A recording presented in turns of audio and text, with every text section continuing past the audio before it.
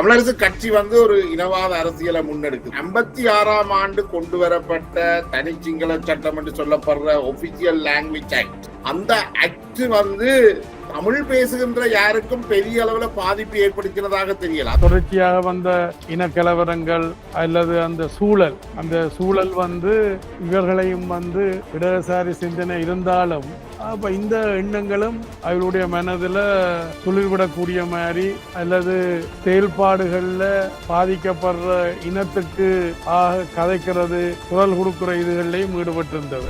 அந்த காலகட்டத்தில் நீங்கள் ஏற்கனவே விடுதலை புலிகளோட ஒரு உடன்பாட்டுக்கு வந்துட்டீங்க, ஒரு புரிந்துணர்வு உடன்பாட்டுக்கு வந்துட்டீங்க. புரிந்துணர்வு தான் ஒழிய அவியல் எனக்கு அடிமையோ நான் அவியலுக்கு அடிமையோ அல்ல அவியல் எனக்கு கட்டுப்பாடோ நான் அவியலுக்கு கட்டுப்பாடு ரெண்டா இல்லை. அனைவருக்கும் வணக்கம். 1997ஆம் ஆண்டு முதல் தேசம் சஞ்சிகையாக வெளிவந்து 2007 முதல் தேசம் நெட் ஆக இணையதள ஊடகமாக வெளிவந்து அதற்கு பிற்பாடு அண்மைய காலங்களில் தேசம் திரை, தேசம் டியூப் ஆக வெளிவந்து எங்களுடைய காணொளிகள், ஊடக செய்திகளை நீங்கள் பார்த்து கொண்டிருக்கின்றீர்கள். இனி வரும் காலத்தில் 2026ஆம் ஆண்டு முதல் தேசம் குரல் என்ற சமூக வலைத்தளம் ஊடாக, யூடியூப் ஊடாக எங்களுடைய நேர்காணல்களை, செய்திகளை நீங்கள் காணலாம். நீங்கள் இதுவரை வழங்கி வந்த ஒத்துழைப்பை தொடர்ந்து வழங்க வேண்டும் என்று கூறி புதிய எங்களுடைய தேசம் குரல் தளத்தில் உங்களை இணைத்துக் கொள்ளுமாறு அன்புடன் கேட்டுக்கொள்கிறேன்.